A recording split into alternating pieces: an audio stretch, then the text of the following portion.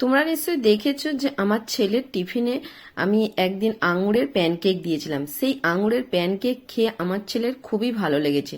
আমার ছেলে বলে, মা তুমি একদিন ভালো করে প্যানকেকটা তৈরি করো আর তোমার বন্ধুদের দেখাও। আমি বললাম ঠিক আছে, চল তাহলে আমি আজই বানাচ্ছি। বন্ধুরা দেখো আমি কিভাবে আঙুর দিয়ে প্যানকেক বানাচ্ছি। দেখো এখানে আমি কতগুলো আঙুর নিয়েছি, 250 গ্রাম আঙুর হবে। এই আঙুরগুলো ভালো করে ছাড়িয়ে ধুয়ে নিয়েছি।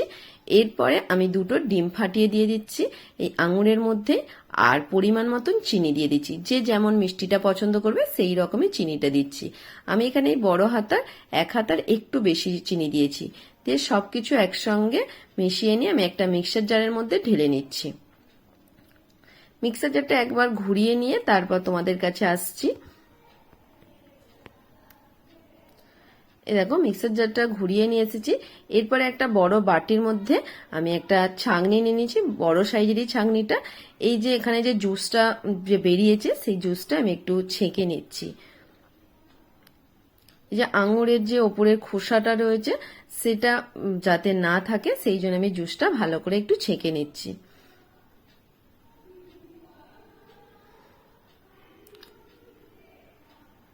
কোনো দানা দানা যেন না থাকে আর আঙুরের খোসাগুলো যেন না থাকে, তাই ভালো করে একটু ছেঁকে নিতে হবে। একটু সময় ধরেই ছেঁকেটা নিতে হবে। দেখো এই ছাঁকুনির মধ্যে যে চিবড়েগুলো থাকছে সেগুলো আমি ব্যবহার করছি না, সেগুলো বাইরে ফেলে দেব। এই দেখো আঙুরের জুসটা অনেকটাই হয়েছে, একটু হাতায় করে নেড়ে চেড়ে নিচ্ছি, তোমাদের দেখাচ্ছি। এরপরে এই মানে আঙুরের যে জুসটা বেরিয়েছে এর মধ্যে আমি ময়দা দিয়ে দেব। আমার ময়দাটা যতটা পরিমাণ লাগবে আমি ততটা পরিমাণই দিচ্ছি। প্রথমে আমি 1 বাটি দিয়ে দিচ্ছি। এরপর আমি হাতায় করে একটু নাড়াচাড়া করছি, হাতায় করে ঠিকঠাক মেশানো যাচ্ছে না, তাই আমি হাতটা ধুয়ে এসে হাতে করে ভালো করে মাখিয়ে নেব।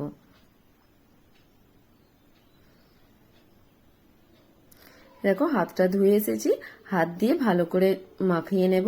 হাত দিয়ে যতটা ভালো মাখানো যায়, চামচ কিংবা হাতার সাহায্যে ভালোভাবে মাখানো যায় না, তাই আমি ভালো করে হাতে করে মাখিয়ে নিচ্ছি। এ দেখো বন্ধুরা আমি প্রথমে 1 বাটি দিয়েছিলাম, তাও ব্যাটারটা ঠিকঠাক হয়নি, তাই আমি আবার 1 বাটি দিয়ে দিচ্ছি ময়দা, দিয়ে আবার ভালো করে হাতে করে মাখিয়ে নিচ্ছি। ব্যাটারটা কিরকম হবে অবশ্যই তোমাদের লক্ষ্য রাখতে হবে। আমি কিভাবে করছি আর কতটা ময়দা দিচ্ছি পরিমাণগুলো অবশ্যই তোমাদের দেখতে হবে। দেখো আমি এখানে 2 বাটি ময়দা দেবার পরে ভালো করে হাতে করে মাখিয়ে নিয়ে বেকিং পাউডার 1 চামচ আর বেকিং সোডার 1 চিমটে দিয়ে দিচ্ছি, আর ভ্যানিলা এসেন্স 1 চিপি দিয়ে দিচ্ছি। দিয়ে আবার ভালো করে মাখিয়ে নিচ্ছি ব্যাটারটা। ভ্যানিলা এসেন্স থাকে তাহলেই দেবে, না হলে দেবার দরকার নেই। ভ্যানিলা এসেন্সটা দিলে কেকের মতন গন্ধ ছাড়ে, তাই আমি 1 ছিপি দিয়েছি। এ দেখো এবার আমি ভালো করে হাতে করে মাখিয়ে নিচ্ছি। এই ব্যাটারের মধ্যে যেন দানা দানা ভাব না থাকে, তাই ভালো করে হাতে করে মাখিয়ে নিতে হবে একটু সময় ধরে। এরপর আমি গ্যাসের মধ্যে চলে আসছি। গ্যাসের মধ্যে একটা ফ্রাইং প্যান বসিয়ে দিয়েছি আর হালকা করে একটু তেল ব্রাশ করে দিয়েছি। দেবার পরে এই দেখো এই হাতার সাহায্যে আমি প্যানকেকের মতন 3টে করে দিয়ে দিচ্ছি।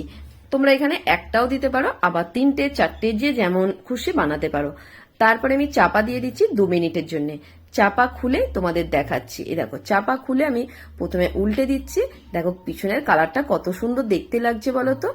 এইভাবে আমি প্রত্যেকটা প্যানকেক বানিয়ে নিচ্ছি। তোমরা এখানে 3টের জায়গায় একটাও বানাতে পারো, তবে একটা করে বানালে একটু সময়টা বেশি লাগবে, তাই আমি একবারে 3টে করে বানিয়ে নিচ্ছি।